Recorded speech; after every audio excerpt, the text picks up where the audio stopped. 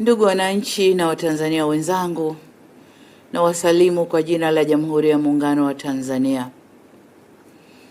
Kwanza kabisa hatuna budi kumshukuru Mwenyezi Mungu mwingi wa rehema na huruma kwa kutujalia uhai na afya na kutuwezesha kumaliza mwaka 2021 kwa amani na kushuhudia mwaka mpya wa 2022 ukiingia. Wapo wapendwa wetu ambao tungelipenda kuwa nao katika kipindi hiki cha furaha, lakini hatupo nao. Tuwaombee wapendwa wetu hawa, Mungu aendelee kuwalaza mahali pema peponi. Amen. Kwa wale ambao tumeendelea kubarikiwa tunu hii ya uhai, basi hatuna budi kumshukuru Mwenyezi Mungu. Ni wazi kuwa katika kipindi hiki cha sikukuu za mwisho wa mwaka, wengi wetu hupenda kutumia muda huu kufanya tathmini ya malengo yetu tuliojipangia katika kipindi cha mwaka wa kalenda uliopita, ikiwa ni pamoja na kusherehekea mafanikio tuliyoyapata. Hivyo, ni katika msingi huo nimeona ni vyema nami nikaongea nanyi ili kwa pamoja tuweze kufanya mapitio ya mwaka 2021 na kutathmini milima na mabonde tuliyopitia kama nchi na taifa katika mwaka huo. Ndugu wananchi na Watanzania wenzangu, safari yetu ya mwaka 2021 haikuwa tambarare. Ilikuwa na milima na mabonde, furaha na majonzi, na mafanikio na vikwazo kadhaa. Huu ni mwenendo wa maisha. Huwezi kupata na kufurahia mafanikio bila kukutana na vikwazo vya hapa na pale.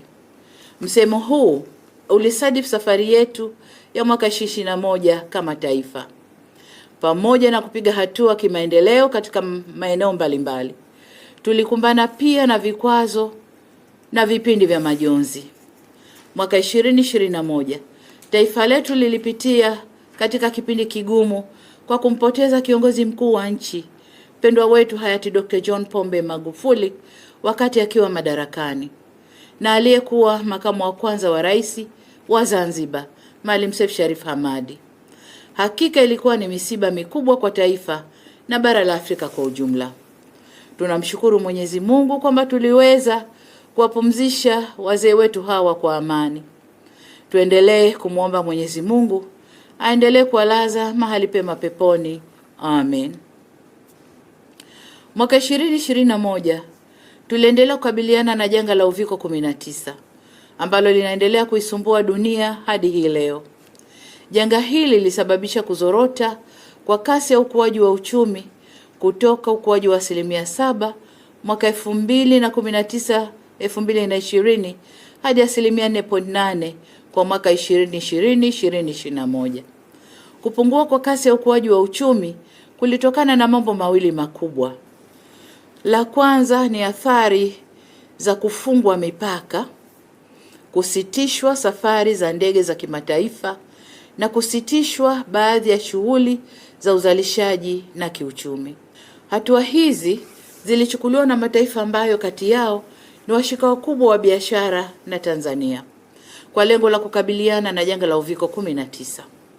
La pili ni mvua zilizozidi wastani ambazo zilisababisha uharibifu wa miundombinu ya usafirishaji nchini na kuchelewesha utekelezaji wa baadhi ya miradi.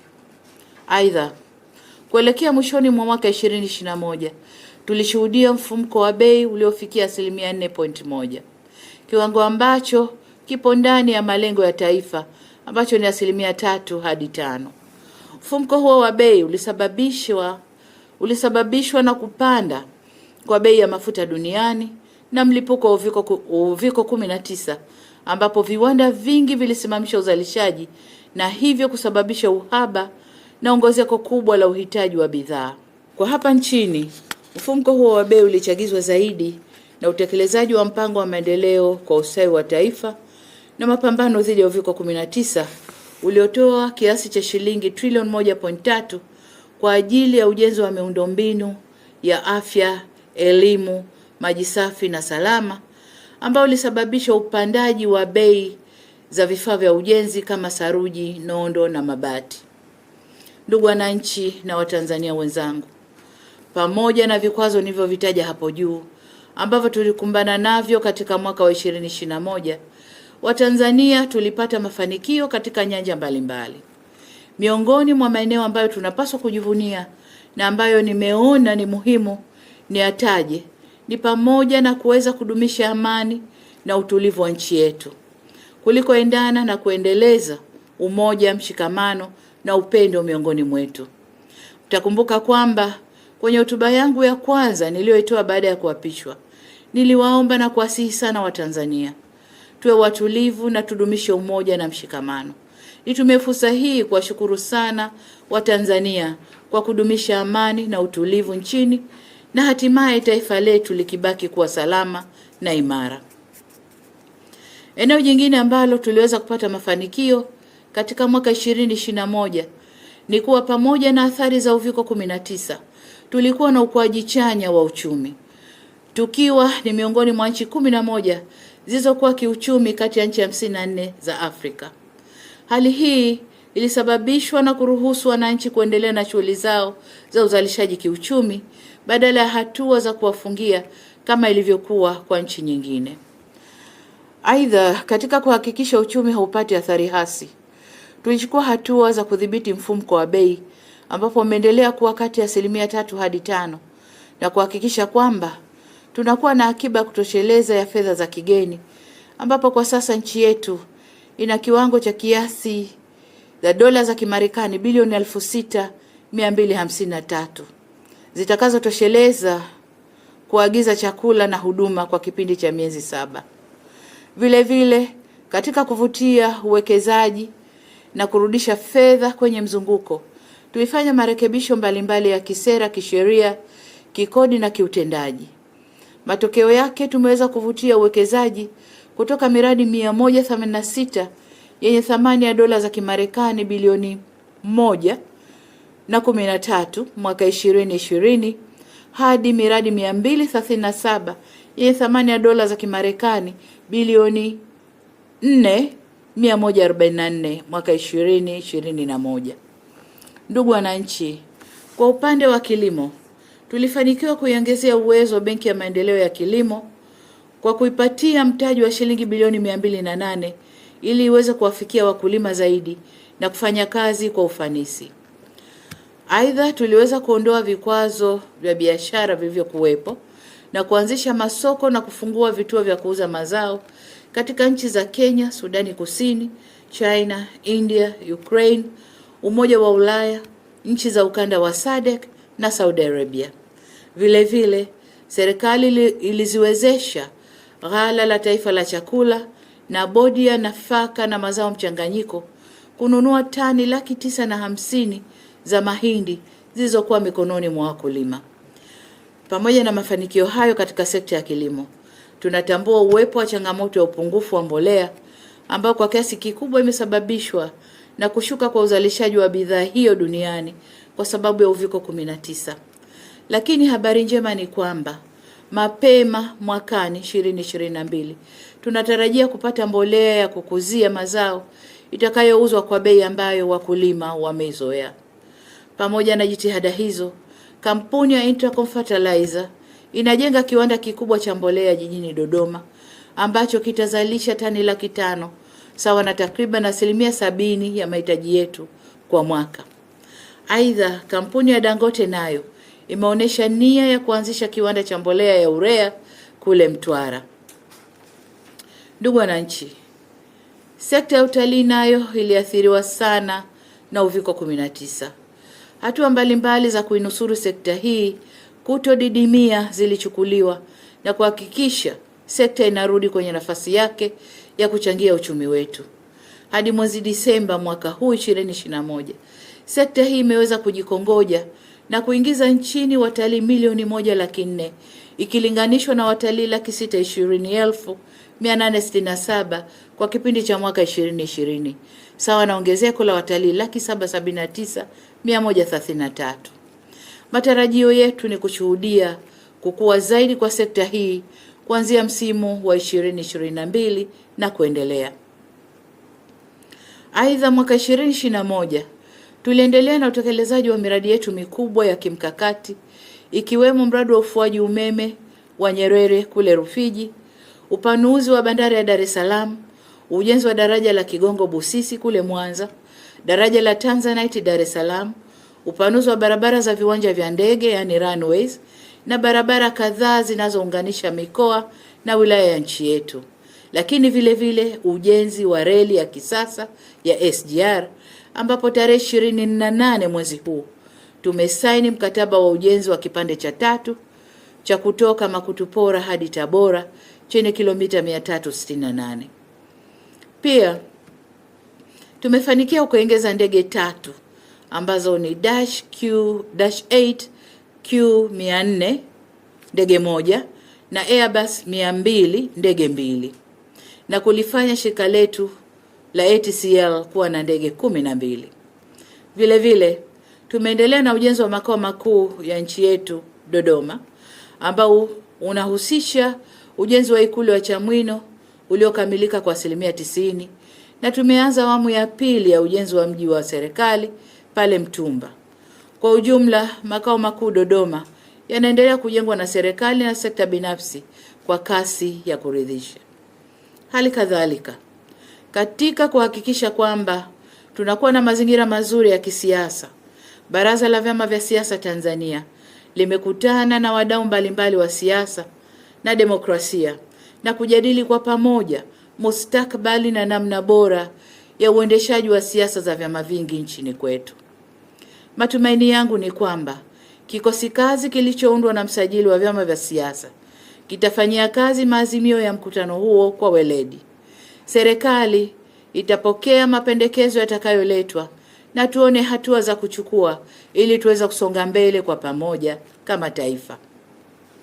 Ndugu wananchi, kwenye uhusiano wa kimataifa tumeweza kuifungua nchi yetu kwenye uwanda mpana wa ushirikiano na uhusiano na kutuwezesha kuimarisha sauti yetu na ushawishi wetu kimataifa.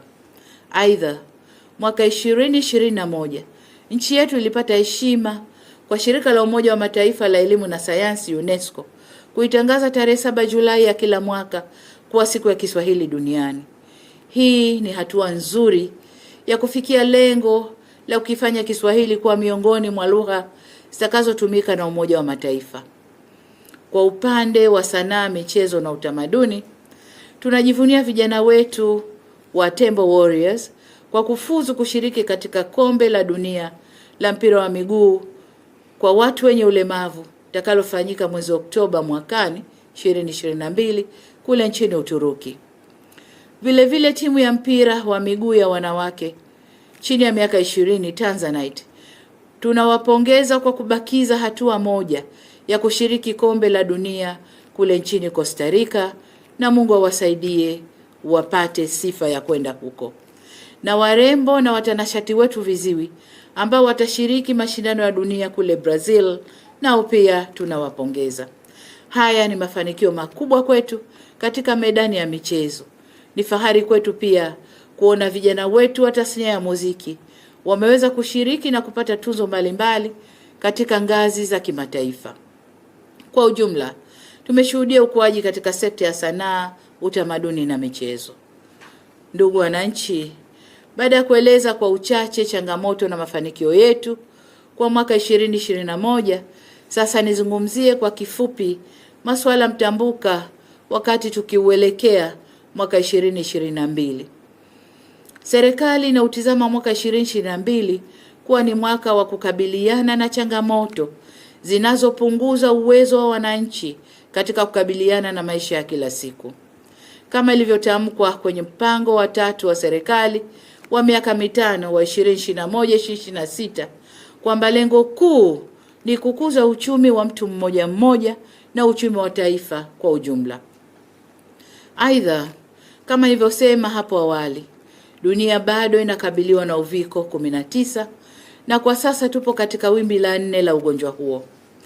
Kirusi kipya cha Omicron kinaenea kwa kasi kubwa na tayari kipo na kimeshaingia nchini kwetu. Niwakumbushe kuchukua tahadhari kwa kufuata ushauri wa wataalamu wa afya.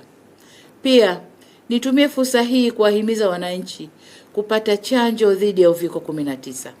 Natambua kuwa chanjo haizuii mtu kupata maambukizi, ila inapunguza makali ya ugonjwa huu.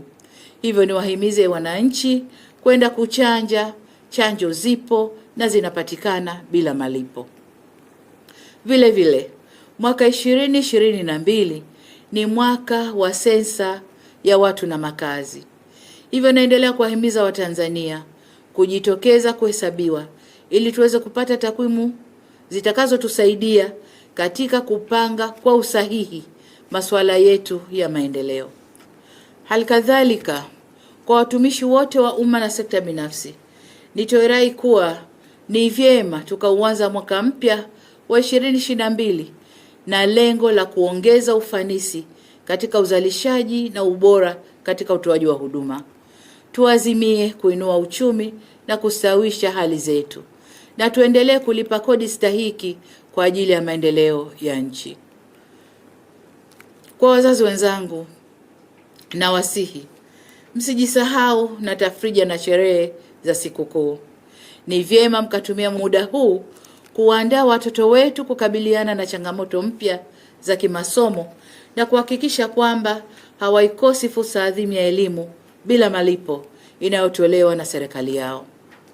Ndugu wananchi, ni utamaduni na desturi kuwa kipindi hiki cha sikukuu za mwisho wa mwaka huwa tunatumia muda huu kuwatembelea wazazi, ndugu, jamaa na marafiki katika maeneo mbalimbali. Hivyo basi, nitumie fursa hii kuwakumbusha wale watakaokuwa safarini kurudi kutoka maeneo mbalimbali ambayo walikwenda kwa ajili ya mapumziko ya mwisho wa mwaka, kuzingatia na kuheshimu sheria za barabarani ili kupunguza ajali zinazoepukika ambazo mara nyingi humaliza nguvu kazi ya taifa. Kwa kumalizia, napenda kuwatakia Watanzania wote heri, fanaka na mafanikio katika mwaka wa 2022. Tuombe Mwenyezi Mungu atushushie neema na baraka na atunusuru na kila aina ya majanga ndani ya nchi yetu. Tumuombe Mwenyezi Mungu atujalie afya, siha na nguvu, na atujaze hekima, busara na uadilifu katika kuliendeleza taifa letu. Amen, amen. Kwa mara nyingine tena na wasalimu kwa jina la Jamhuri ya Muungano wa Tanzania na kuwatakia heri ya mwaka mpya wa 2022. Asanteni sana.